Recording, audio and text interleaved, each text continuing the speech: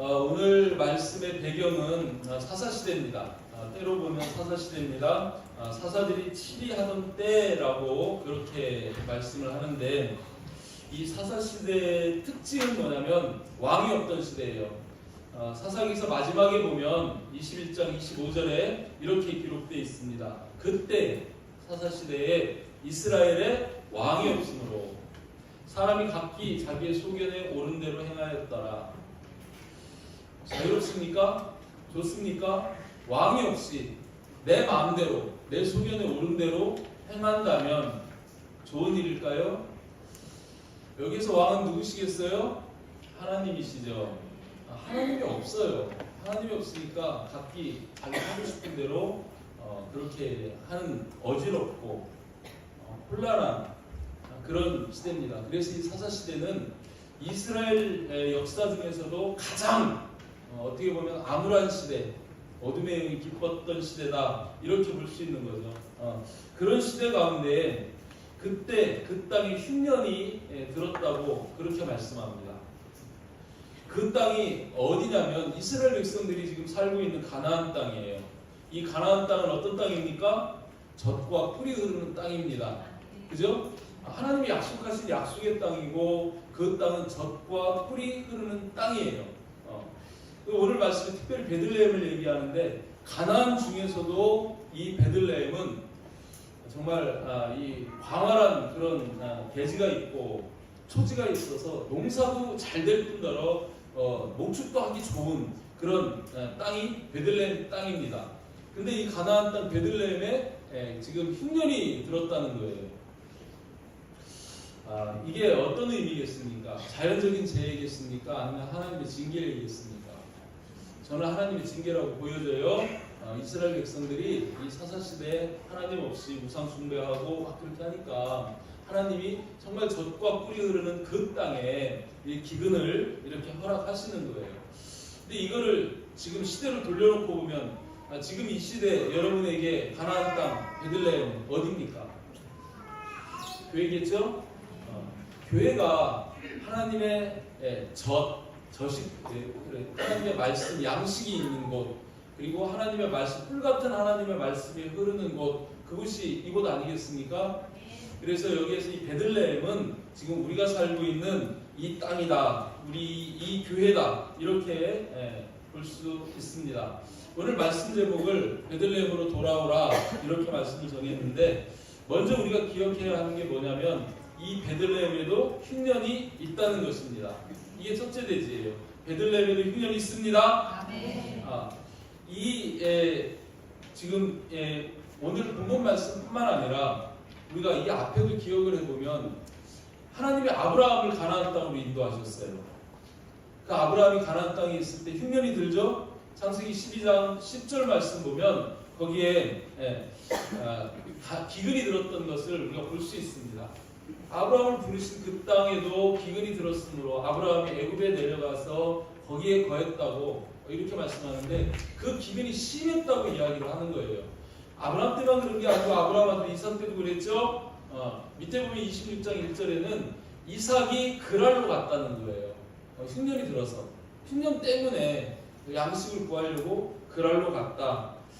또 이 이삭의 아들 야곱도 마찬가지죠. 야곱도 흉년이 들었습니다. 창세기서 45장 6절 말씀 보면 바로왕이 꿈을 꾸는데, 그죠? 흉측하고 파리한 소가 살찌고 아름다운 소를 잡아먹잖아요. 몇 마리가요? 7마리가. 7년 동안 흉년 들 거를 하나님이 보여주신 거예요. 그 전 세계적인 흉년 가운데에서 가나안 땅도 바로 이 애국도 마찬가지고 다 흉년이 들어서 2년째 되던 그 형제들이 와서 양식을 구해가지고 가는데, 요셉이 아버지를 청하잖아요. 이렇게 말을 전합니다. 이 땅에 2년 동안 흉년이 들었으나 아직 5년은 밭갈이도 못하고 추수도 못하는 흉년이 있을 거니까 애굽으로 내려오세요. 내가 공양하겠나이다. 그래서 그 아버지를 청하죠. 그래서 이 흉년 때문에 또 야곱도 애굽으로 내려가는 그런 일들을 보게 됩니다. 여러분, 이 교회가 가나안이라면, 이 교회가 베들레헴이라면, 이 교회는 이런 흉년, 기근, 고통, 고난, 환난 전혀 없는 지상 복지겠습니까? 교회에 나와서 예수 믿고 복 받으세요. 교회는 병 걸리면 병도 치료되고 가난한 사람도 금방 부자 되고 그저 고난도 없고 시련도 없고 환난도 없고 그런 그저 평안하고 복만 받는 그런 곳이겠습니까? 아닙니다. 이 교회는 세상 속에 있어요. 세상에 태풍이 불어오면 교회 다닌다고 태풍 안 나가는 거 아닙니다. 그죠? 그래서 분명 이 교회 안에도 고난이 있다, 흉년이 있다, 기근이 있다 하는 사실을 기억하시기를 주님의 이름으로 축복합니다. 초대교회 예루살렘에도 보면 굉장한 기근이 있었던 것 지금 사도행전 말씀 보면서 우리가 알게 되는데 특별히 로마서 15장 25절 26절 말씀 보면 이 예루살렘 교회 그 교회에도 굉장한 기근이 있었어요. 그래서 바울이 내가 성도를 섬기는 일로 예루살렘에 간다. 이는 마게도냐 아가야 사람들이 예루살렘 성도 중 가난한 자들을 위하여 기쁘게 얼마를 연구하였습니다. 라는 이런 말씀이 있는데요. 바울이 2차 선교여행 때부터 3차 선교여행에 이르는 그 5, 6년 기간 동안에 바울이 가는 교회들마다 이 마게도냐, 아가야, 지방 물론 에베소에 있는 그런 교회들까지도 모든 교회들마다 이 예루살렘 교회를 위해서 연보를 준비하게 했습니다. 이 예루살렘 교회가 어떤 환난을 당했냐면 정치적으로 핍박받았죠. 정치적으로도 굉장한 핍박을 받았고 종교적으로 유대인한테 핍박받고 환경적으로도 이런 흉년의 기근이 굉장히 길게 장기적으로 유지되면서 정말 예루살렘 성도들이 극심한 영적, 혼적, 육적인 그런 고난을 당했다는 거예요. 있을 수 있습니다. 아멘? 교회 다닌다고 해서 그런 것이 없는 게 아닙니다. 그래서 요한복음 16장 33절에서는 예수님 직접 이런 말씀하셔요. 너희로 내 안에서 평안을 누리게 하려 함이다. 심령의 평안은 있지만 그러나 세상에서는 너희가 환난을 당한다. 그러나 담대해라. 내가 세상을 이겼다. 세상에서 환난을 당한다는 거예요. 아멘?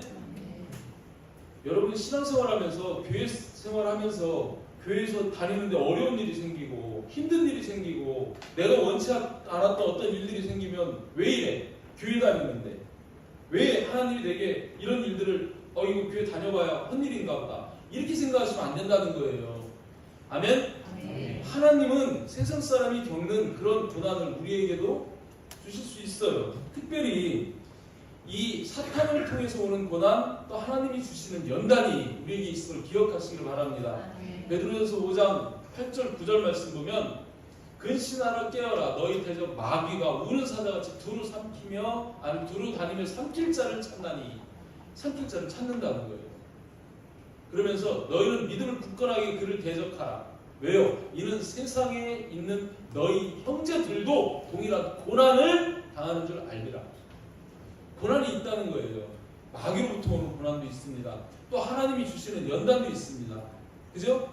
그런 게 있을 수 있다는 거예요. 그래서 주님은 심지어 이 마지막 때에 대해서 우리에게 닥쳐올 그 고난을 이렇게까지 말씀하시거든요. 마태복음 24장 9절 말씀 보면 종말의 때 무슨 일이 있겠습니까? 물을 때 주님이 그때 사람들이 너희를 환난에 넘겨주겠으며 우리 환난 당한다는 거예요.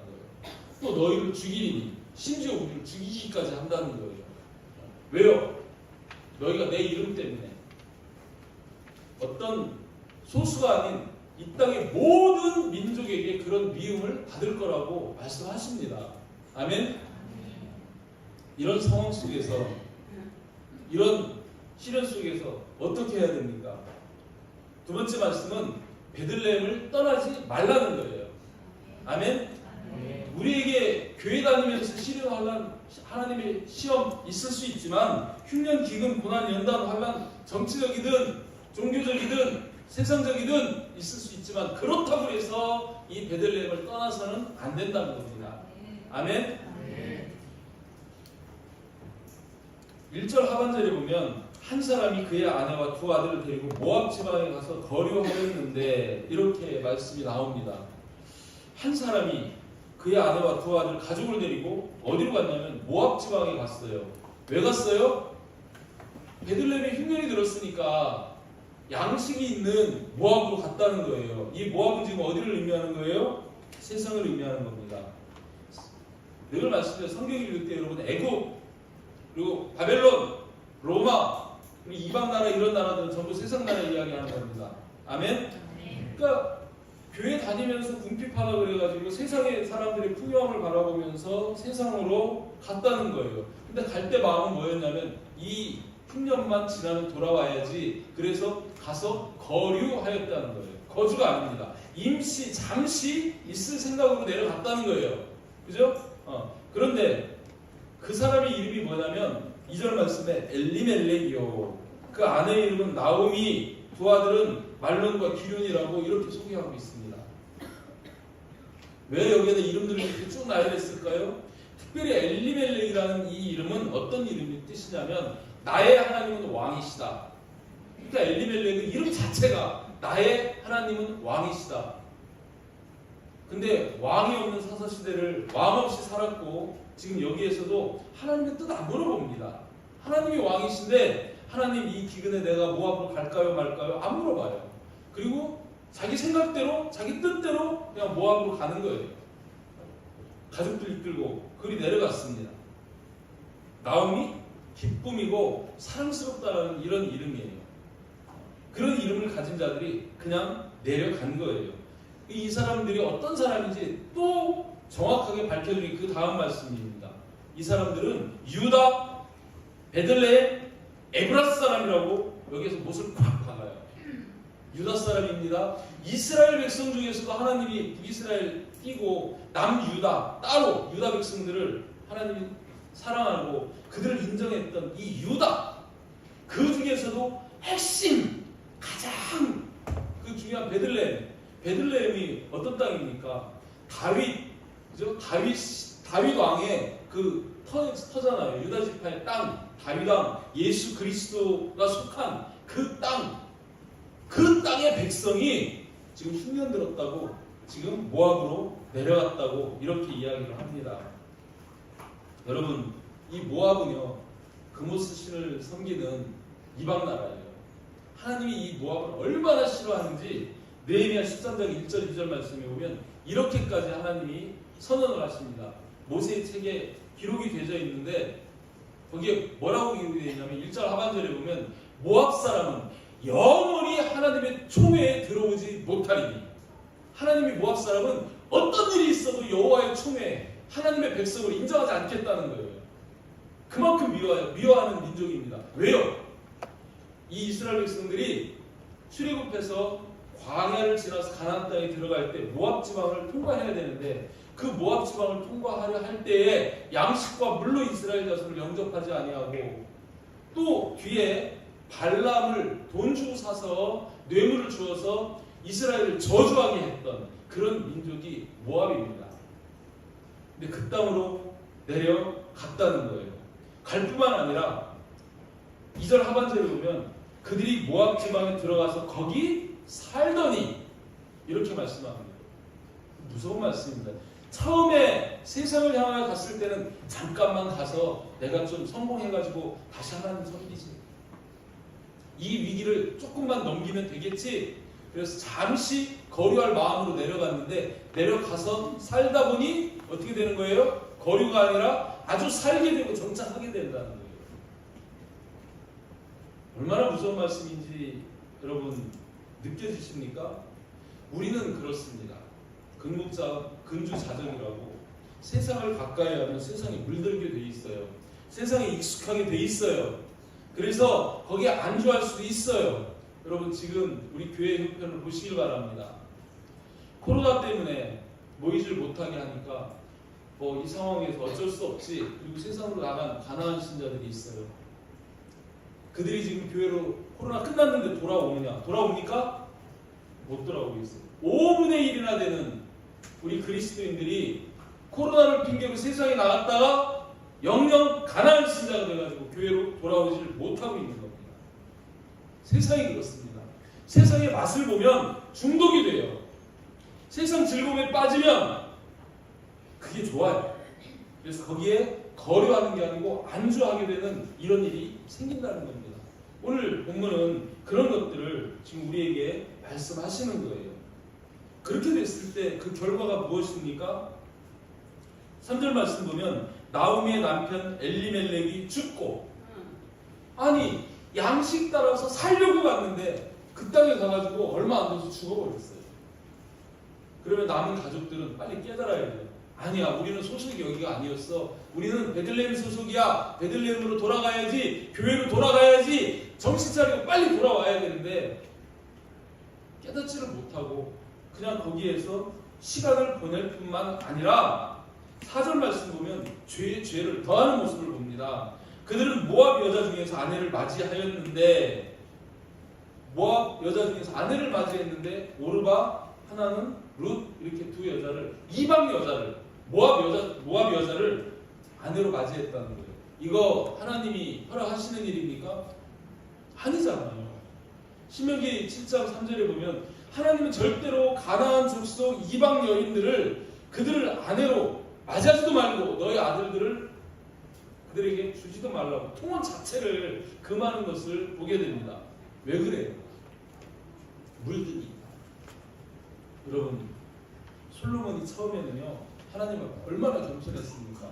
내가 내게 무엇을 하여줄까 물어볼 때 솔로몬이 부와 장수를 구하지 않고 하나님 백성들을 잘 재판할 수 있도록 지혜를 주세요.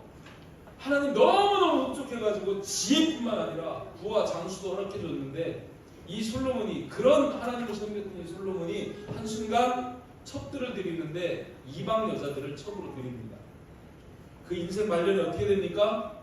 결국 하나님을 버리고 이방신을 따라가는 그런 정말 어처구니 없는, 하나님의 성전을 지었던 솔로몬이 그렇게 망가지는 것을 보게 되는 거예요. 무엇을 얘기합니까? 여러분, 저와 여러분도 자칫 방심하면, 자칫 한순간 세상의 마음을 빼앗기면, 내 마음이 세상으로 돌아가면 속절없이 무너질 수 있다는 거예요. 아멘? 아멘? 아멘. 마지막 때일수록 우리는 정신을 차려야 합니다. 그래서 절대로 여러분 베들레헴을 떠나지 마시길 바랍니다. 교회를 떠나지 마시길 바랍니다. 붙어 있어야 됩니다. 교회를 떠나면 잘 될 것 같지만 아니에요. 망하고 결국은 잘 못 되게 돼 있습니다.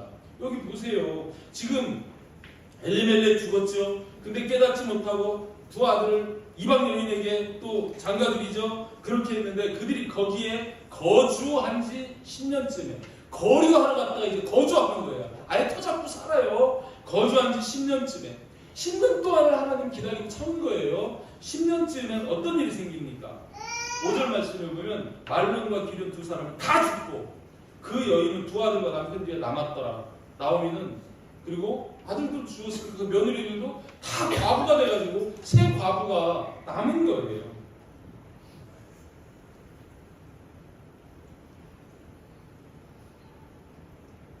아브라함이 애굽에 내려가서 좋은 꼴을 보았습니까? 큰일 날 뻔했잖아요. 아내를 바로에게 빼앗길 뻔했습니다. 이삭도 지혜비 닮아가지고 내려가서 똑같이 얘기해요. 그죠? 자기 부인에게 누이라. 그래가지고 엘리멜렉 있는, 엘리멜렉이 아니라 아비멜렉이죠. 이름이 비슷하니까 혀가 꼬이네. 이 아비멜렉에게 내려갔는데 그 땅에서, 그죠? 하마터면 또 자기 부인을 빼앗길 뻔합니다.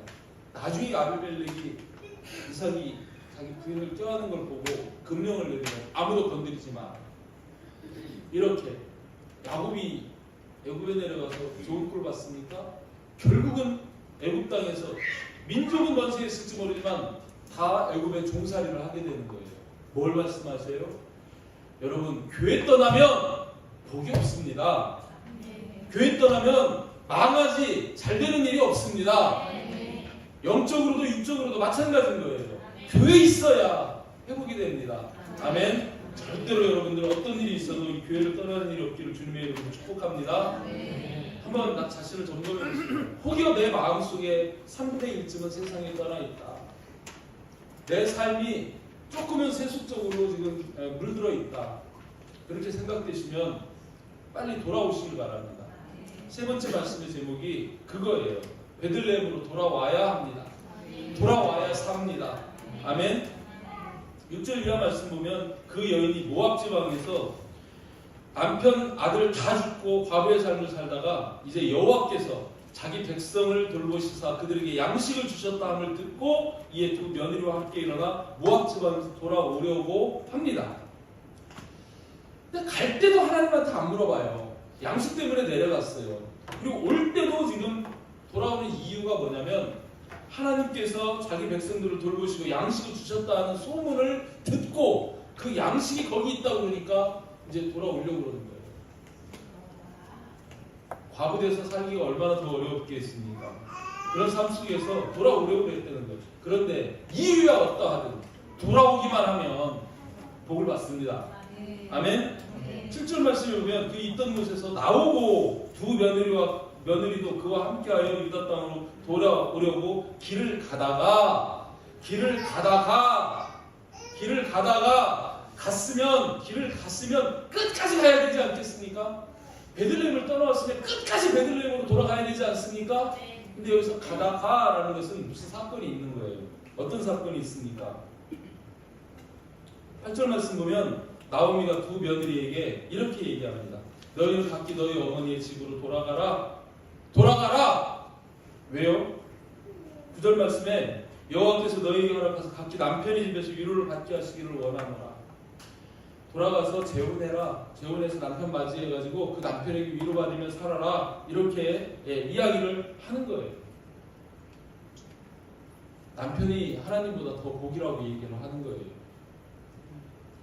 이방 며느리들 그렇게 돌려보내는데 이들이 진짜 돌아가면 남편에게 위로받을 수 있겠습니까?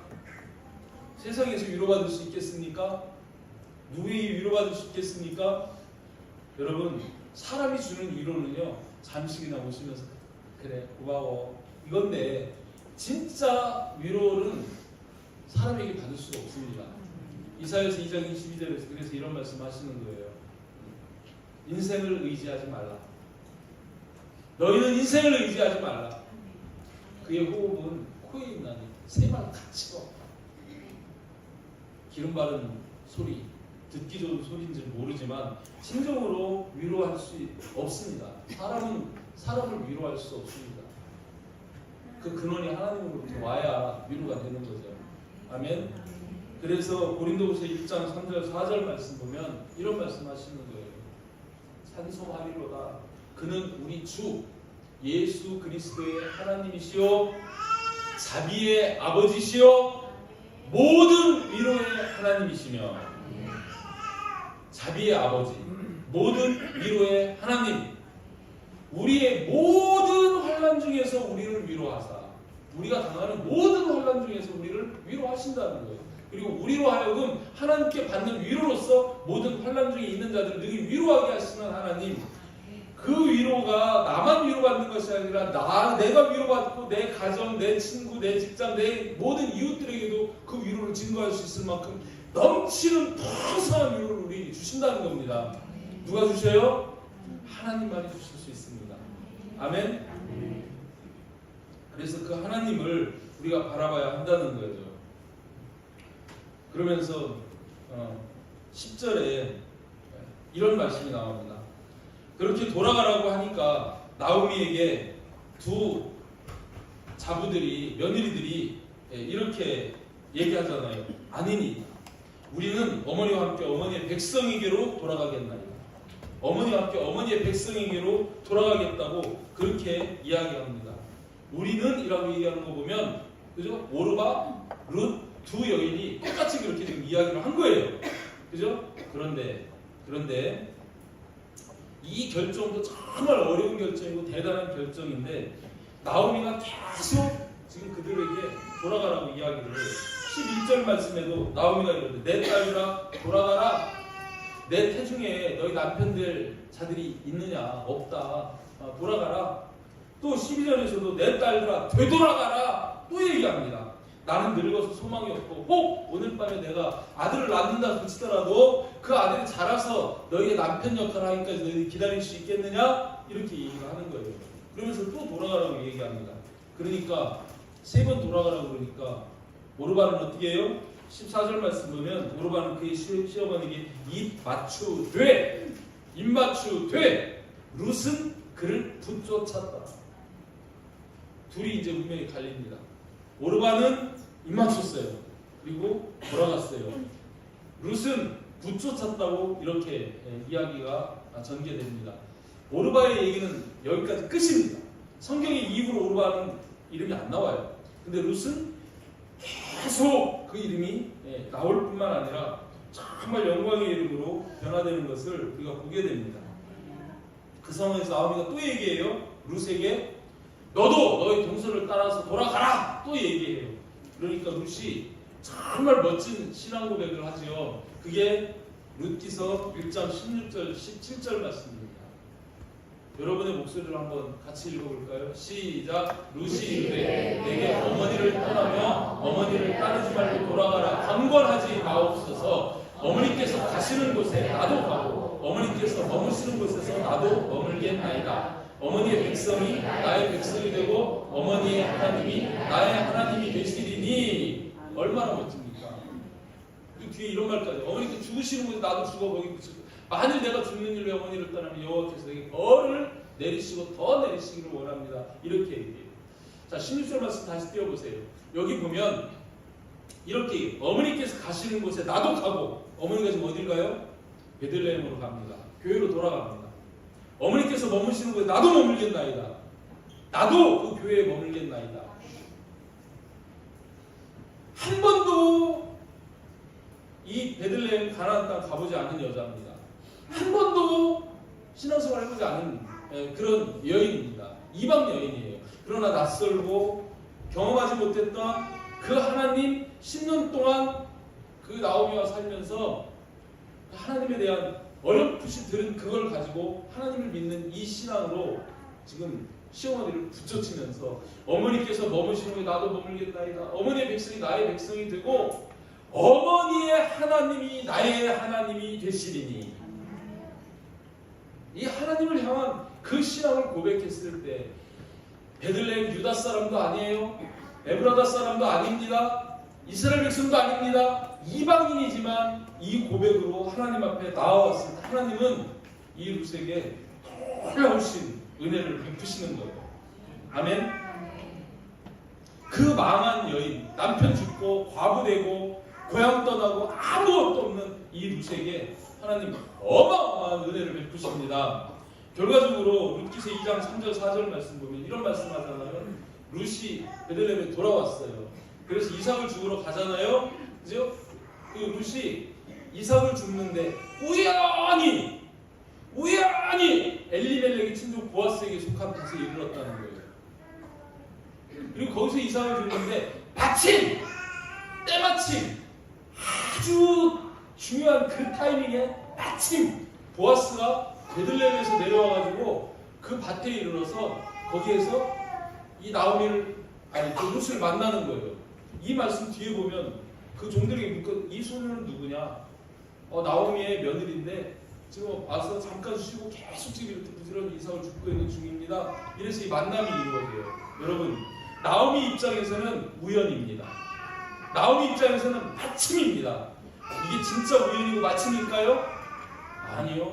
하나님이 그 룻을 복주기 위해서 섭리하고 계신 것인 줄 믿으시길 바랍니다. 지금도 하나님은 우리를 위해 섭리하고 계시는 거예요. 아멘? 우연히, 마침, 수없이 이런 경험을 합니다.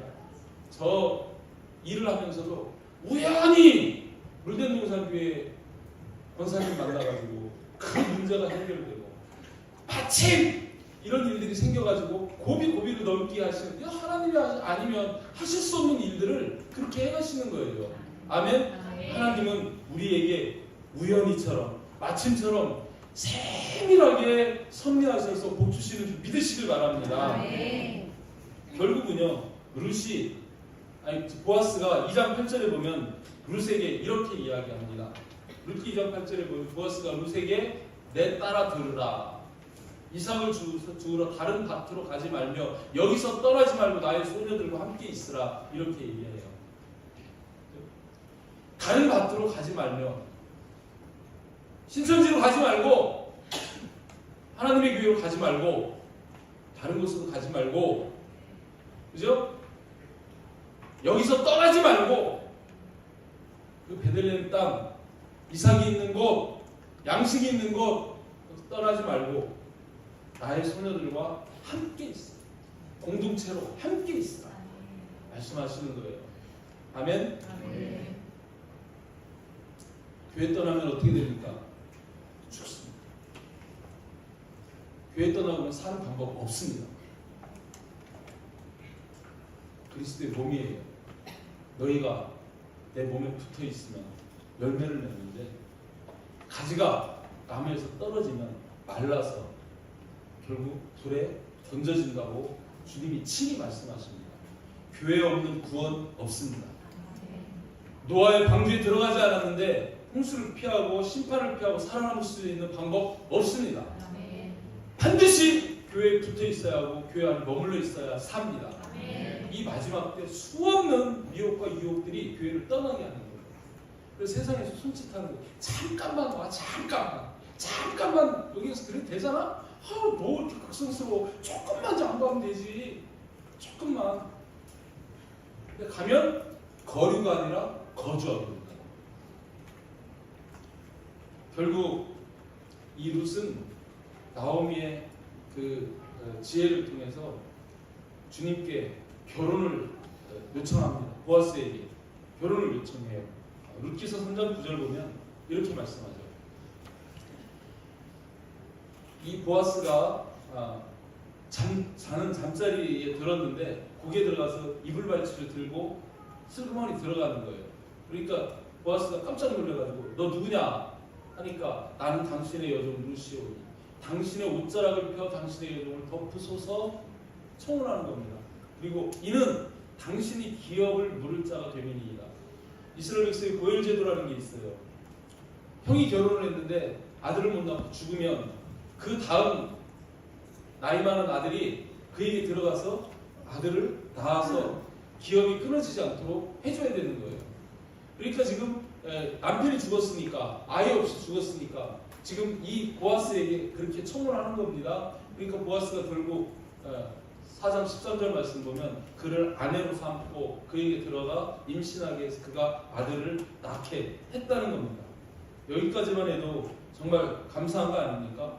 근데 그 뒤에 17절 말씀 보면 4장 17절 말씀 보면 그 이름이 뭐냐면은 그의 이름을 오벳이라 하였는데 그가 누구라고요? 그는 다윗의 아버지 이새의 아버지라는 거예요. 그래서 마태복음에 보면 마태복음 1장 5절 6절에 이런 예수님의 계보 가운데 이렇게 기록이 되어 있습니다. 5절 보면 보아스는 룻에게서 오벳을 낳고 보아스가 누구에게서요? 룻에게서 오벳을 낳고 오벳은 이새를 낳고 이새는 다윗 왕을 낳으니라. 다윗은 우리아의 아내에게 솔로몬을 낳고 쭉 가가지고 이 계보 끝에 가면 그죠? 마리아에게서 그리스도라 칭하는 예수가 나시니라. 이렇게 족보가 기록이 되어 있는 거예요.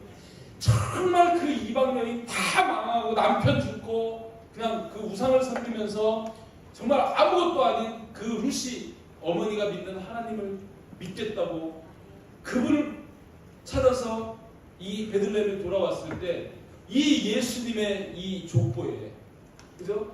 이 룻이 이름이 올라가서 룻에게서 오벳이 나오고 거기에서 다윗이 태어나고 다윗의 후손으로 예수 그리스도께서 오시는 이 영광된 자리까지 올라가는 것을 보고 여자 이름이 이 족보에 그죠? 라합과 함께 올라가는 이런 모습을 보게 됩니다. 라합 참여 아닙니까?